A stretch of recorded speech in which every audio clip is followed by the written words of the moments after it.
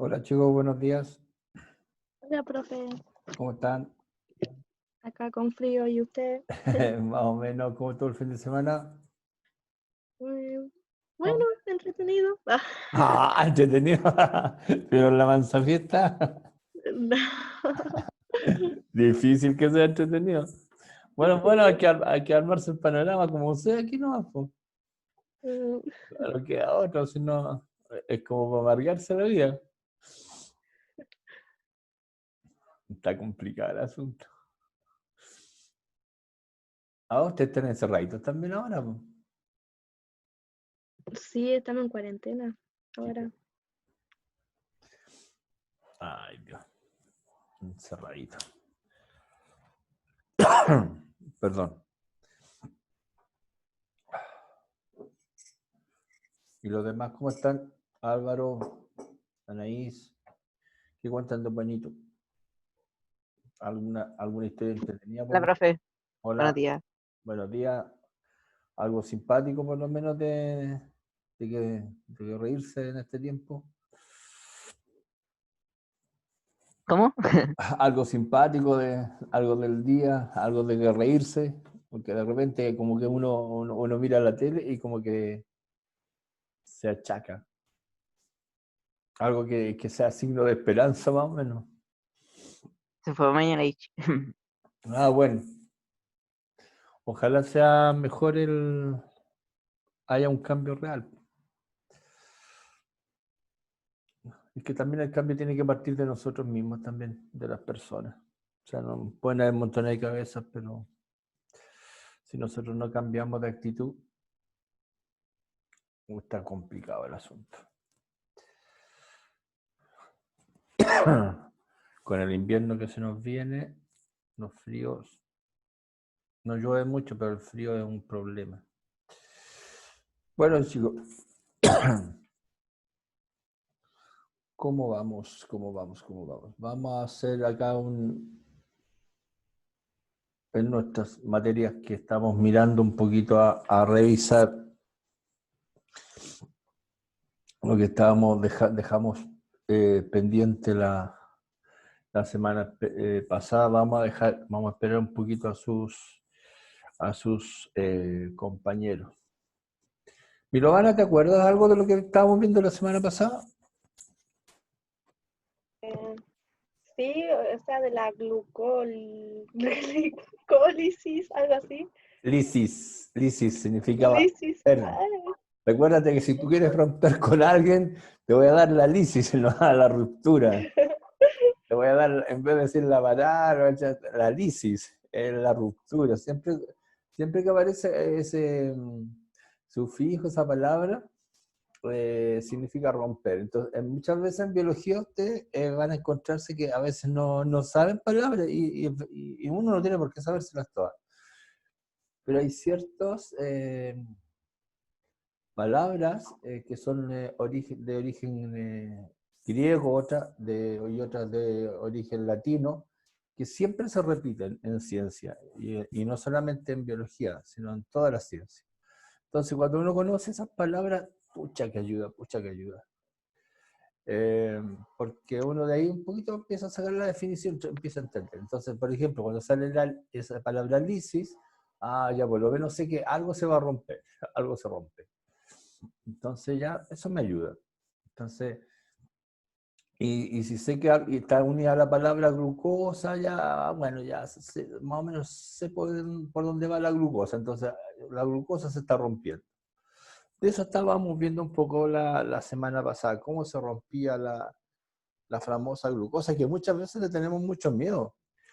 Gabriel, ¿por qué nosotros nos preocupamos de la glucosa? ¿Por qué nos causa un poco de preocupación? Porque la atribuyen al azúcar. ¿Ya? ¿Y qué problema está asociado a ella? La diabetes. La diabetes, claro. Entonces, generalmente, cada vez, sobre todo si tú se la menciona a un adulto mayor, el tema de la glucosa, puede manifestarse como que es prácticamente una enfermedad el tema de la glucosa y pasa a ser como que hablar de que la glucosa es fundamental para la vida es como una aberración. Entonces, el tema de la diabetes que después, en algún momento, Dios mediante lo podemos tocar con mayor tranquilidad para entender de fondo ese problema, ya es un problema o de la glándula que regula, que es el páncreas, o un problema hormonal, definitivamente. Entonces, es un problema de regulación de la cantidad de azúcar que debe haber, de glucosa que debe haber en la sangre. Pero la glucosa no puede estar ausente de los organismos. Y creo, y el objetivo de todo la respiración celular, como ya usted lo mencionamos al principio, es la producción de glucosa. Entonces, si el objetivo es es consumir glucosa para producir energía, que es en el fondo, eso es. Entonces la glucosa en el fondo no, o sea, no es mala.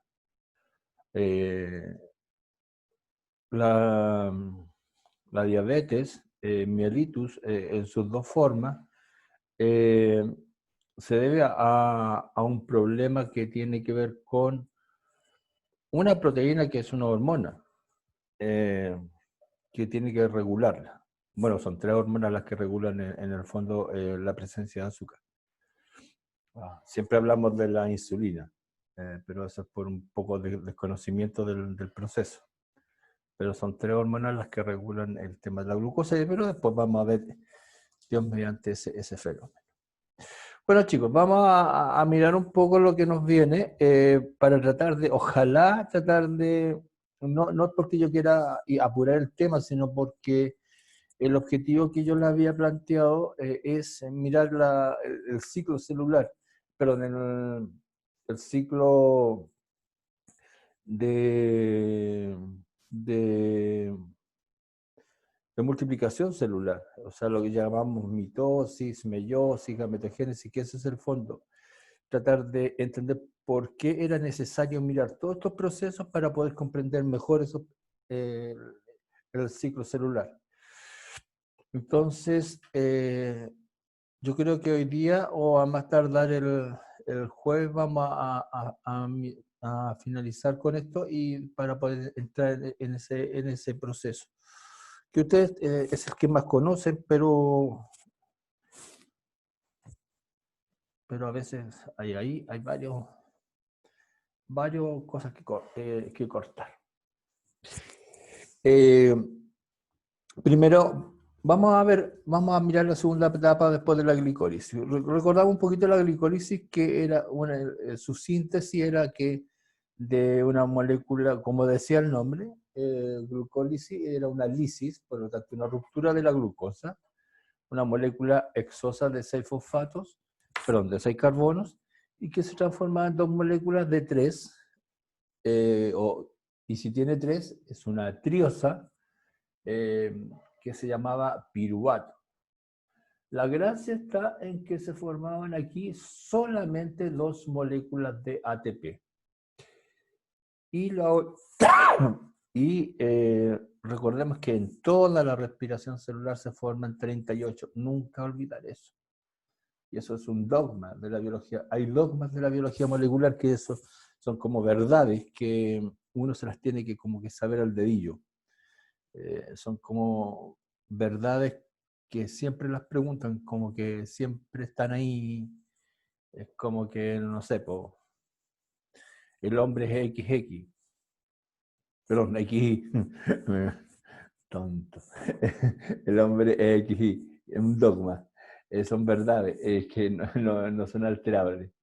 Entonces, esas hay que manejar, las verdades de la biología molecular hay que manejarlas. Y una de las verdades de la biología molecular es que de una molécula de glucosa se producen 38 moléculas de ATP. Y en la glucólisis solamente se producen 2. Entonces nosotros estamos en búsqueda del total, de las 38. Ya llevamos 2. Entonces estamos viendo las etapas para llegar hasta las 38.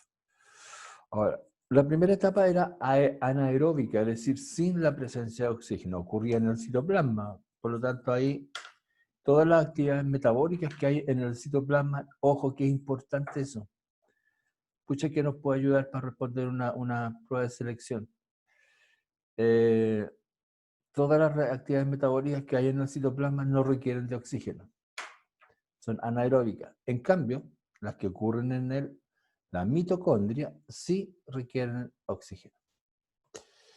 Y por eso se llama aeróbica. Veamos. La semana pasada yo les mostré esto, que era una imagen, no de una mitocondria así como simplista como la que se enseña a los niños pequeños, como para decir, oye, estas son las partes, como que estas partes tienen. No, sino que el objetivo de este esquema era mostrar aquellas partes que nos interesan y donde ocurren fenómenos asociados a la respiración celular para que no se olviden. Por lo tanto, no se tienen que olvidar estos nombres y por eso es esta representación. Parte externa, la membrana externa, obvio. Parte interna, membrana interna, obvio. Y entre medio hay un compartimento que es intermembrana, un espacio intermembranoso que va a tener una función muy especial. Está reticulado, que se ve como sinusoidal, es decir, como con vueltas, por decirlo así, de una manera muy simple, que se llaman las crestas mitocondriales, y el espacio interno de las crestas, lo que hay dentro de las crestas, que se llama la matriz. Matriz mitocondrial también se le llama. Acá hay un corte de una célula al microscopio electrónico y se observa lo que es una mitocondria, y acá hay un dibujo ideal de una mitocondria en una célula eucariota. Y vamos a mirar los procesos que ocurren en esta mitocondria, que es ahí donde ocurre la mayoría de los procesos que vamos a observar de producción de ATP. En la matriz, o sea, la parte interna, ocurre un proceso que se llama acetilación y otro que se llama ciclo de Krebs.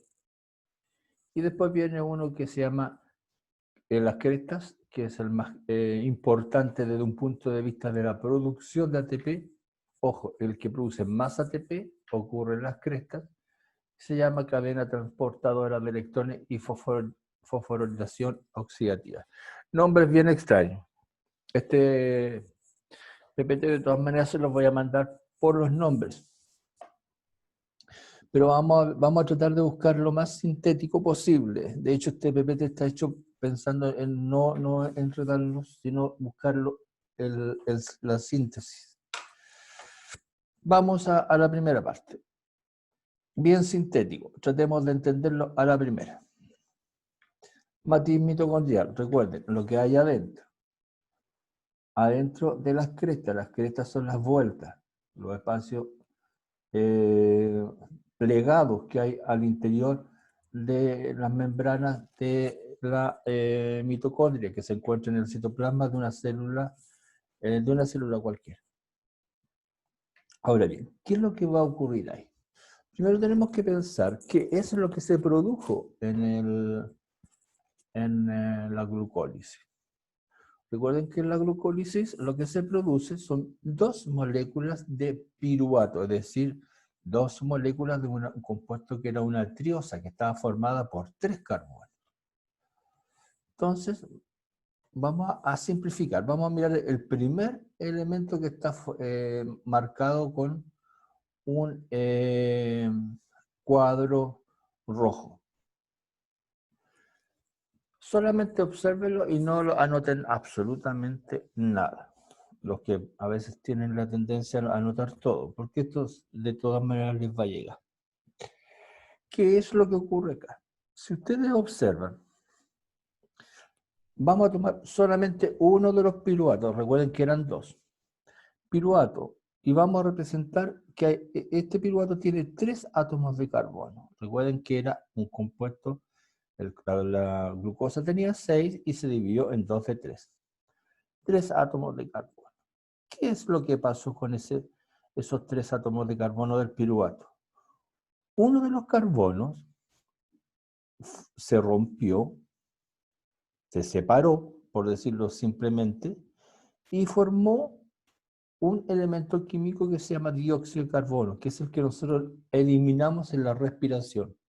Cuando nosotros inspiramos oxígeno y liberamos dióxido de carbono.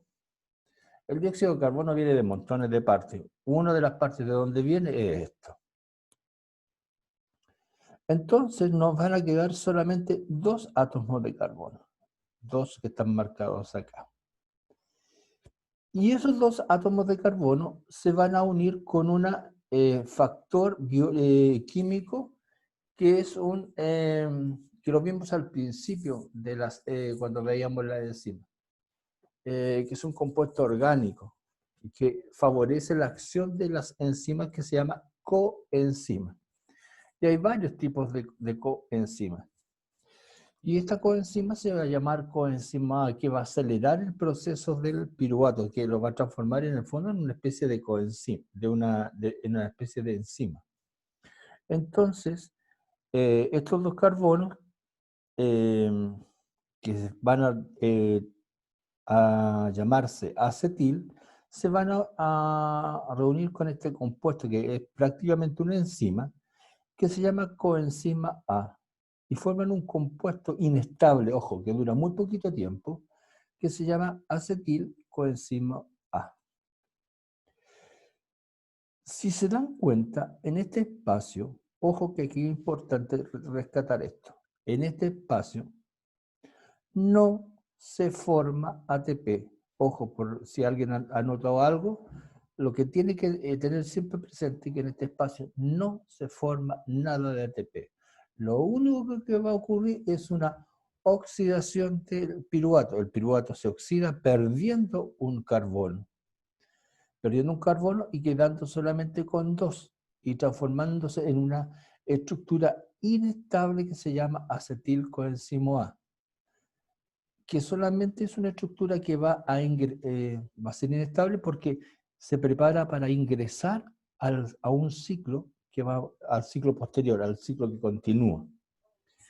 Pero lo único que ocurrió acá, entonces, es una transformación del piruvato de 3 carbonos a un compuesto de 2 átomos de carbono, con una oxidación del piruvato, o sea, de 3 átomos de carbono quedó con 2, perdiendo un átomo de carbono en forma de dióxido de carbono. Pero ojo, aquí no se formó ATP, se formó un compuesto inestable que atrapó electrones. Se los doy, en la guía va a estar anotado el nombre, que no se los quiero ir mencionando para no recargarlo, pero en el fondo se llama nicotinamina adenin dinucleótido, pero no quiero darles más nombres aquí en la presentación para que no se enreden, sino ir a lo importante. ¿Qué es lo importante? El piruvato de 3 se oxida, es decir, pierde electrones, y cuando pierde electrones, lo que libera parte de su estructura. O sea, ¿qué es lo que liberó ahí? Carbón, un carbono. Quedó con 2, que cuando tiene 2 carbonos se llama acetil. Ese es el nombre químico de 2 átomos de carbono. Acetil. Y se unió a un factor enzimático, o a una enzima, que se llama coenzima A. Formó estos de la llave de cerradura. Y es una situación, recuerden que es una situación muy inestable. La llave de cerradura la llave se une a la cerradura, pero después se libera, se transforma. Por eso, al poquito andar, como ustedes mismos van a ver acá, la coenzima sale. Y el acetil se va a transformar en otra cosa. Entonces, lo importante de este proceso es que no hay liberación no hay producción de ATP. Solo es producción de oxidación del piruvato y transformación en una molécula más pequeña. Eso es lo que ocurrió en este proceso. Unido a este, viene el siguiente proceso que se ve, aquí se ve muy chiquitito, y ustedes dirán es muy enredado, pero es terriblemente más complejo. Tiene 3 nombres. Acá está en inglés, ciclo de Krebs. Se llama también, a veces en los textos aparece como el ciclo del ácido cítrico, a veces también puede aparecer como el ciclo de los ácidos tricarboxílicos, es decir, tiene una diversidad de nombres, porque a veces en biología cuesta ponerse de acuerdo con los nombres, pero en el fondo representan lo mismo. Ciclo de Krebs, o generalmente se usa el ciclo del ácido cítrico, pero últimamente se le está llamando más por el nombre del autor que lo describió. Ciclo de Krebs. Vamos a marcar la segunda parte. Vamos a irnos al segundo esquema marcado con rojo. Perdón. Lo que va a ocurrir aquí fundamentalmente es que el producto que se había generado en la acetilación, es decir, el acetilcoenzimo A, como es una estructura, yo le había planteado que es una estructura inestable, se va a romper y va a ir generando un proceso. Ojo acá lo que voy a ir diciendo, porque esto es muy largo. Entonces, la síntesis de esto es lo que va a ir generando acá, un proceso donde van a aparecer muchas moléculas que van a ir aceptando energía y van a ir liberando dióxido de carbono. En el fondo lo que van a ir liberando son 2 dióxidos de carbono. 2 carbonos, 2 dióxidos de carbono. O sea, el acetil va a ir desapareciendo. Estos 2 carbonos van a desaparecer porque se van a formar 2 dióxidos de carbono. O sea, en el fondo el piruvato va a desaparecer. ¿Y qué es lo que se va a formar acá? En general, se van a formar por cada piruvato que ingresa, se va a formar un ATP. Recordemos que al principio la glucosa había generado 2 piruvatos. Y acá ingresó un solo piruvato. Y ese piruvato formó un ATP. Como eran 2 piruvatos, por lo tanto se forman 2 ATP. Por lo tanto, la conclusión que llevamos hasta el momento es que en la glucólisis formamos 2 ATP. Y en el ciclo de Krebs se formaron otros 2 ATP. Por lo tanto, de los 38 ATP, solamente se han formado 4 ATP hasta el momento. 2 en la glucólisis y 2 en el ciclo de Krebs. Solamente. Y fíjense una cosa, un detalle importante. El piruvato desapareció porque se transformó en dióxido de carbono. En dióxido de carbono. O sea, la glucosa se transformó en dióxido de carbono. Más que el detalle, quiero que se fijen en eso, porque nadie les va a preguntar a nivel de cuarto medio, tercero medio, les va a preguntar la glucólisis completa. Eso se lo van a preguntar en la universidad, ni el ciclo de Krebs. Pero sí que estos detalles sí se los van a preguntar. ¿Quién desapareció hasta acá? Desapareció la glucosa por completo. ¿Por qué? Porque la glucosa que se había transformado en piruvato ahora ya desapareció por completo y se transformó en dióxido de carbono, que es el elemento que se elimina. Aquí se demuestra que ocurre el proceso contrario de la fotosíntesis.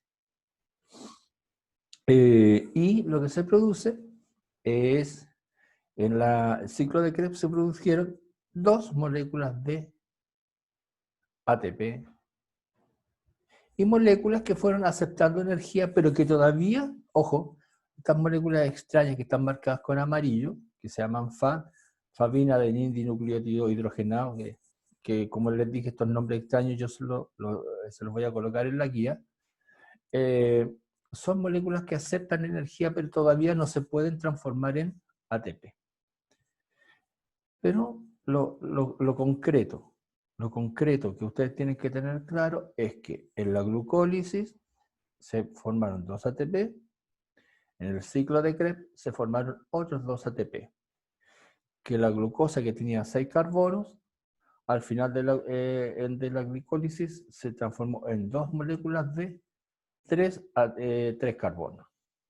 Y que al final del ciclo de Krebs ya no queda este piruvato porque se ha transformado en dióxido de carbono, porque en la acetilación ya se había transformado uno de los carbonos en dióxido de carbono y los otros 2 se transformaron al final del ciclo de Krebs. Y ese es uno de los procesos más claros que hay en la respiración celular. Entonces, hasta el momento solo ha ocurrido formación de en total 4 moléculas de ATP. Y aquí hay una gracia que hay en el ciclo de Krebs. Miren, si tratan de entreleer lo que dice arriba. Se producen moléculas. Cuando se producen moléculas, en el metabolismo eso se llama anabolismo. Y cuando se libera y se forma energía, eso es catabolismo. O sea, los 2 procesos del metabolismo completo se producen en el ciclo de Krebs. Y yo se los voy a anotar aquí. Porque eso es una pregunta que siempre aparece en una selección universitaria. Acá, en el ciclo de Krebs se producen los 2 procesos simultáneos. Se produce tanto el catabolismo como el anabolismo. ¿Por qué se produce anabolismo? Porque recuerden que el anabolismo es cuando se construyen moléculas nuevas. Ahí se producen moléculas que aceptan energía. Eso es cuando se construyen moléculas nuevas, se producen moléculas nuevas, eso es anabolismo. Y catabolismo es cuando se liberan productos, se forman moléculas de energía, eso es catabolismo. Entonces los 2 procesos de la, ¿cómo se llama? Del metabolismo se producen en una sola gran reacción química que va a ocurrir en la mitocondria, la gran reacción, en la madre de las reacciones químicas, llena de enzimas. En cada uno de estos procesos, yo les voy a mostrar un esquema real del proceso, pero para que lo vean, no para que se asusten. Para que vean que lo que yo les mostré es solamente como un resumen. Y entiendan que lo que estamos mirando acá es un proceso muy resumido. Eso es el ciclo de Krebs.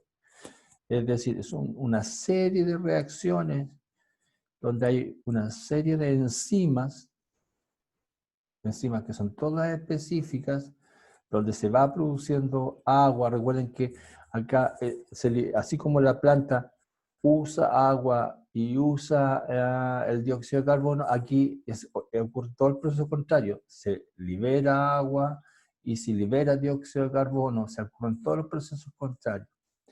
Es un proceso muy complejo y entrelazado, donde funcionan muchas enzimas, por lo tanto, enzimas específicas para cada proceso. Y al final, lo que yo les dije, la gracia de este proceso es que al final solamente queda dióxido de carbono, agua obviamente, y ya no queda moléculas de lo que era el piruvato inicial. Se ha transformado en otra sustancia y en otra estructura. Y ese es el famoso ciclo de Krebs, o ciclo de los ácidos tricarboxílicos, o ciclo del ácido cítrico. Sé que es complicado, pero vimos lo genérico, ¿no? Lo básico. Veamos esa pregunta, si somos capaces de contestar. En relación al ciclo de Krebs, se le considera una vía anfibólica. Anfibólica significa que hay catabolismo y anabolismo. ¿Debido a qué? ¿Cuál sería la respuesta correcta? Vía anfibólica significa que hay catabolismo y anabolismo.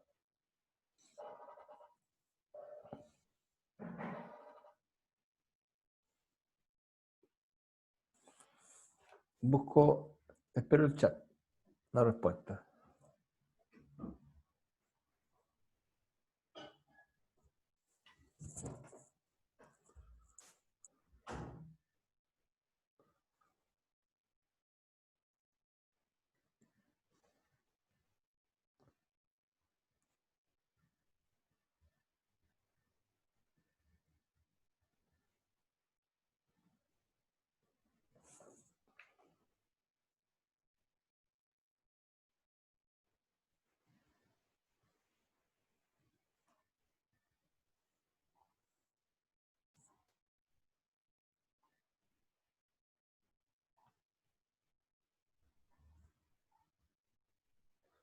Olet,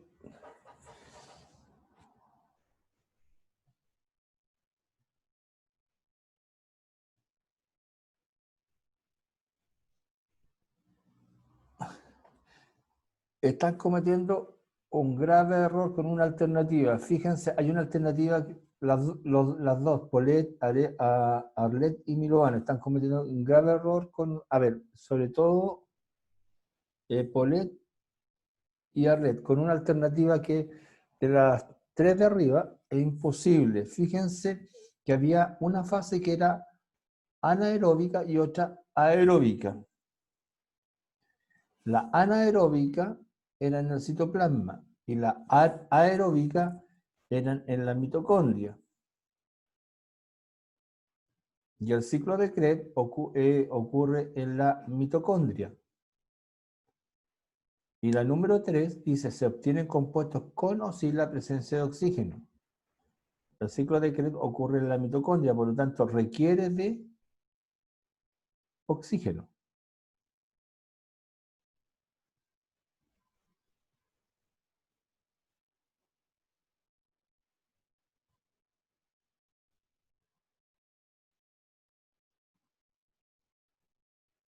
O sea, por eso se tienen que fijar siempre buscar qué es lo que no es. Vamos, la pregunta. Es decir, me expresé mal. ¿Cuál es la que está errada?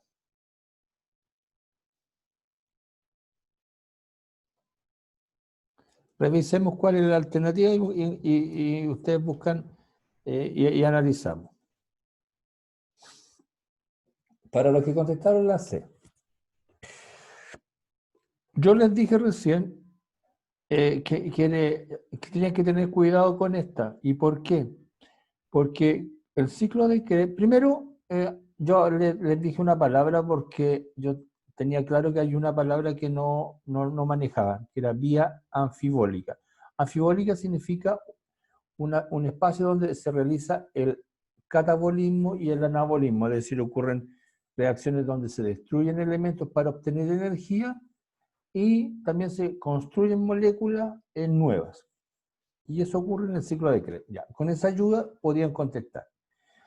La última fue lo que yo les dije ahora. Se obtienen compuestos con o sin la presencia de oxígeno. Con o sin. Y ahí está el problema. ¿Por qué? Porque como es el ciclo de Krebs sí siempre requiere oxígeno. Sus reacciones son todas aeróbicas. Por lo tanto, esta no podía ser. Definitivamente debe ser con oxígeno. En la respiración hasta el momento no hay ninguna reacción que sea anaeróbica y otra que sea aeróbica. O son aeróbicas o son anaeróbicas, pero no pueden ser mixtas. Acá requiere la presencia de oxígeno. La primera, ¿se degradan moléculas para obtener energía? Sí, por todas las moléculas que hemos visto, por ejemplo, el piruvato se transformaba en acetilcoenzimada para obtener ATP. Ahí se degrada una molécula para obtener energía. Y se producen intermediarios que son precursores de moléculas orgánicas. Recién dijimos que se producían moléculas orgánicas. Por lo tanto, la respuesta iba a ser la C. O sea, y se refiere a este texto, para que lo revisemos y vean que no estamos la respuesta está en estrecha relación con este texto. Se producen moléculas aceptoras de energía. Se producen moléculas, eso significa anabolismo, y se libera y se forman moléculas que generan ATP, eso es catabolismo. A eso se refiere con el catabolismo y anabolismo. Ahora bien, lo que no hay que olvidar es que lo que uno no puede olvidar es que el proceso todo este proceso de ciclo de Krebs y el otro que vimos antes, la acetilación, todos los procesos que ocurren dentro de la mitocondria, esos procesos son con oxígeno. El único que es sin oxígeno es la glucólisis. Eso. Y vamos a mirar el último, si es que alcanzamos por lo menos a darle la introducción, y que también es aeróbico, ojo, aeróbico, es con oxígeno, con oxígeno. Y es el proceso que va a ocurrir en las crestas. Recuerden que el anterior ocurría en la matriz, en la parte interior. Este va a ocurrir en las paredes.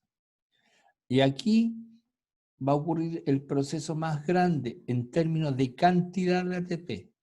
Aquí se va a producir la mayor cantidad de ATP de toda la respiración celular. La mayor cantidad, ojo, la mayor cantidad de ATP no se produce en la matriz, sino que se produce en las crestas, o sea, en todas estas irregularidades que hay en la célula. Se llama, vamos a usar esta imagen, que es una representación que hay en internet y que es bastante como simple, porque es un proceso muy complejo. Y se llama cadena transportadora de electrones y fosforilación oxidativa. ¿En qué consiste? En palabras muy simples. Hay dos tipos de moléculas que aquí sí que vamos a tener que dar los nombres, porque aquí no nos podemos quedar sin los nombres. Que es la primera que está arriba, NADH, y la de abajo. Que lo que van a hacer, van a empezar vamos a moverlo. Van a empezar a desplazar electrones de tal forma que van a crear las condiciones para poder atrapar, ¿qué cosa? El fósforo, para que ese fósforo pueda generar el ATP. Recordemos, tenemos que recordar dos cosas nosotros acá. Primero, vamos a parar la animación para poder anotarlo. Perdón.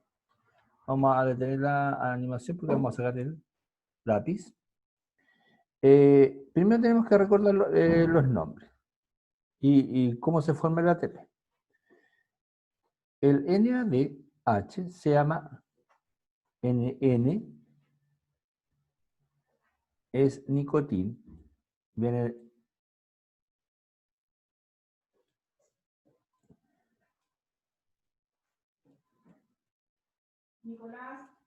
el A, el AD, perdón, adenina,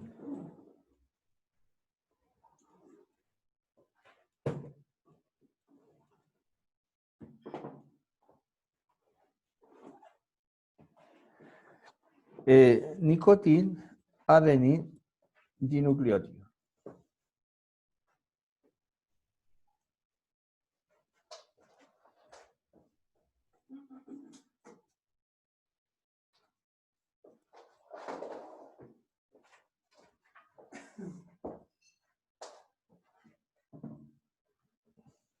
Es un compuesto que tiene poder de reductor, es decir, que puede atrapar electrones.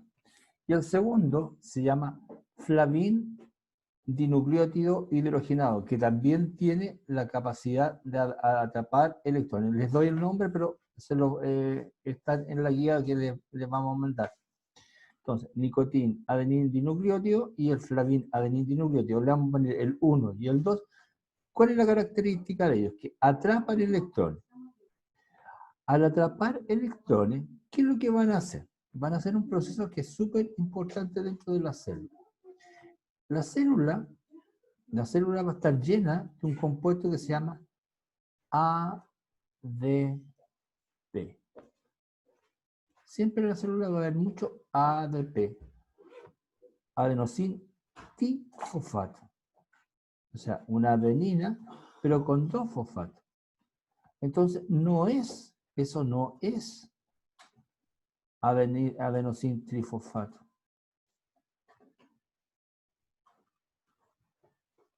O sea, solamente tiene 2 fosfatos. Le falta 1.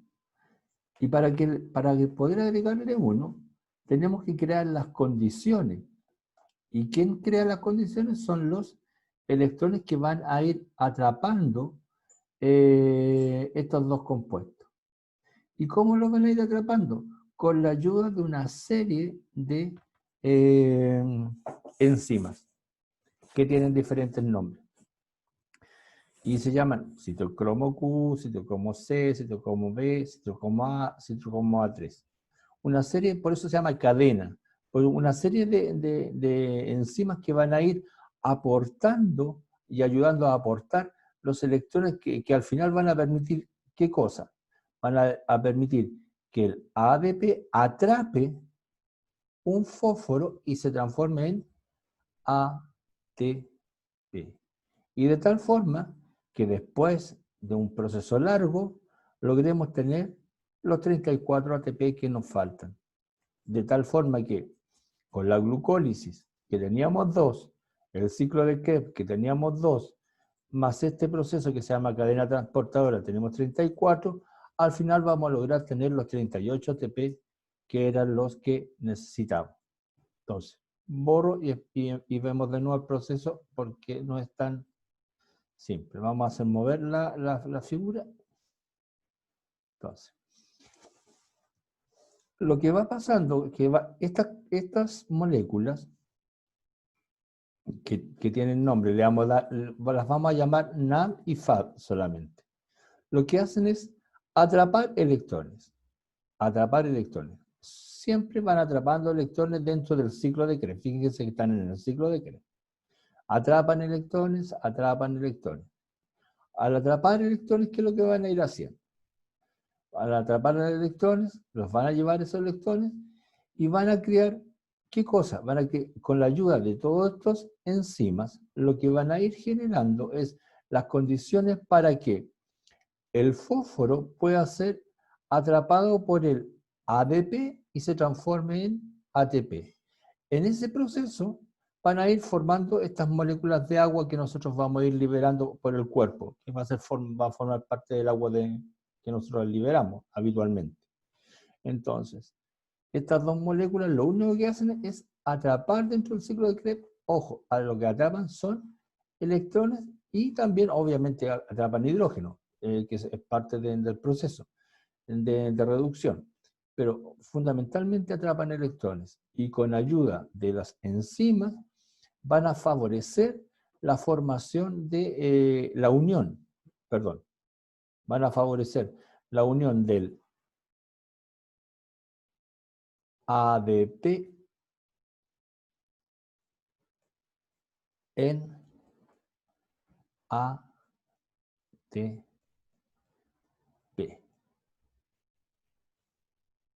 Eso.